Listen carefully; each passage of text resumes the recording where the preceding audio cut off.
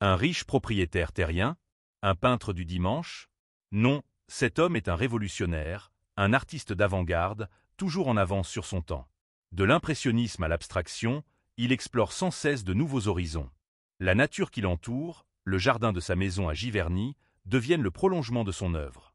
Ici, chaque fleur, chaque reflet, chaque éclat de lumière se transforme en peinture. Et l'artiste, guidé par son regard inouï, capture la vie dans ses moindres détails.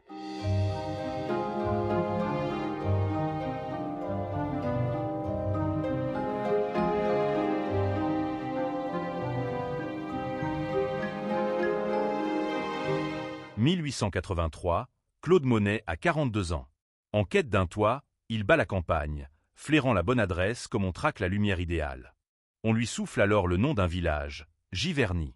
Là, une solide bâtisse, posée au bord d'un verger généreux, l'attend. Monet ne tergiverse pas. La maison est vaste, idéale pour loger toute sa tribu, et le loyer reste doux pour sa bourse fragile. Mais surtout, Giverny, c'est la promesse d'un Tavre à l'écart de Paris, loin de ses jalousies, de ses cancans. Et ça tombe bien, car Monet vit aux côtés d'Alice Hochdé, femme encore mariée, ce qui, à l'époque, faisait jaser. Monet n'est pas encore ce maître célébré dans les musées du monde entier. Là, c'est un homme brisé. À 39 ans, il vient de perdre Camille, l'amour de sa vie, emporté en pleine jeunesse. 2 enfants à élever, Jean et Michel. Mais lui, il n'a plus la force. Alors, il confie cette lourde charge à Alice, déjà mère de 6 enfants, abandonnée par son mari. 8 gosses sous le même toit, à vivre les uns sur les autres. Et Monet, c'est la galère. Sa vie, ce n'est pas l'image romantique de l'artiste qui peint tranquille au bord de l'eau. Non, c'est la galère, la dette qui l'étrangle, les huissiers qui frappent à la porte. Chaque matin, il s'assoit, plume à la main, et gratte du papier.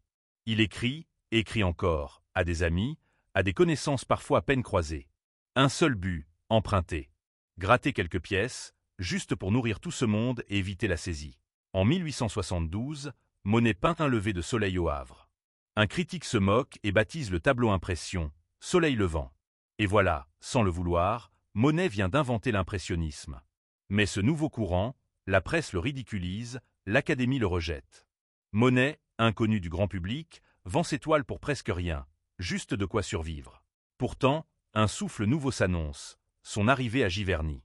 Là, sa vie et son art vont basculer. Allez, viens. On pousse la porte de cette maison couleur rose, au volet vert, et hop, nous voilà plongés dans l'univers intime du maître de l'impressionnisme, Claude Monet. Ici, pas de musée froid et silencieux. Tu rentres carrément chez lui, comme si Monet allait descendre l'escalier d'un moment à l'autre. Première étape, le vestibule. Ici, pas juste un passage banal. Imagine, Renoir qui pose son chapeau, Cézanne qui marmonne déjà sur la lumière, 2 gars qui critiquent à demi-mot.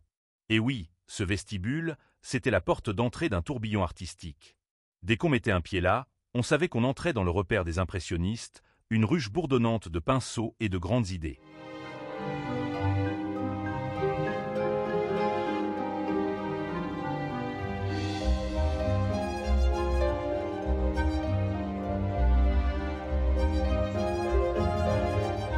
Et maintenant, chut. On entre dans la chambre de Claude Monet. Là, on n'est plus dans le tumulte des amis, des repas bruyants ou de l'atelier en effervescence. Ici, c'est son cocon, son havre de lumière.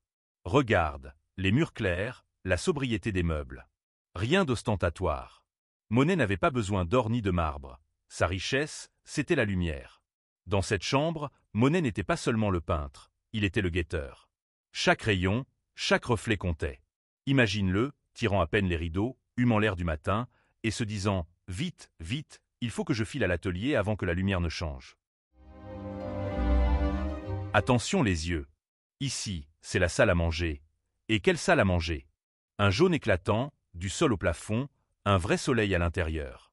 Monet voulait une pièce qui respire la joie, la chaleur, la bonne humeur, et ça marche. Même par temps gris dehors, ici, c'est toujours l'été. Autour de cette grande table, il recevait du beau monde. Renoir, Cézanne, Rodin, Clémenceau. Imagine le brouhaha. Ça rigolait, ça discutait peinture, ça s'engueulait politique, ça levait les verres. Une vraie ruche bourdonnante. Il adorait recevoir. On raconte qu'il était aussi exigeant avec les plats qu'avec ses toiles. Les fameux repas de Giverny sont devenus presque légendaires. copieux, joyeux, interminable, à l'image de l'appétit de Monet pour la vie. Et hop, nous voilà dans la cuisine de Claude Monet. Et quelle cuisine! Carrelage bleu de Rouen, cuivres accrochés partout. Ça brille comme une armurerie, mais au lieu d'épées et de boucliers, ici, ce sont des casseroles prêtes pour la bataille des saveurs.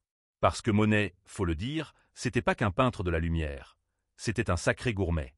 Il avait même son propre cahier de recettes. Dedans, tu trouves des plats bien costauds, canard au sang, œufs brouillés aux truffes, ou encore son omelette aux fines herbes, devenue presque légendaire à Giverny. Et oui, Monet ne badinait pas avec l'assiette.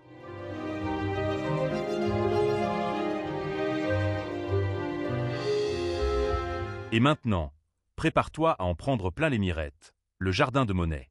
Plus qu'un jardin, c'est un tableau vivant, une œuvre en perpétuel mouvement. Monet n'a pas planté 3 rosiers et 2 tulipes. Il a composé son jardin comme une toile. Des allées bordées de fleurs, des couleurs qui explosent comme des touches de pinceau. Où que tu poses ton regard, c'est déjà une peinture. Et son secret, c'était la palette des saisons, les iris du printemps, les roses d'été, les dahlias flamboyants de l'automne. Chaque mois, un nouveau tableau, signé Monet. Et puis, voici son joyau, le bassin en nymphéa. Avec son pont japonais, ses bambous, ses saules pleureurs, un petit coin d'Asie en Normandie. Monet y passait des heures, hypnotisé par les reflets et la danse des nuages sur l'eau. Anecdote croustillante, Monet houspillait ses jardiniers. Trop d'ombre ici, trop de roses là-bas. Il voulait tout contrôler, comme si chaque pétale était un coup de pinceau dans son tableau grandeur nature. Ses jardiniers, de véritables peintres en herbe. Et voilà, notre visite touche à sa fin. Mais attention, ce n'est pas un au revoir, c'est un au revoir, à la manière de Monet.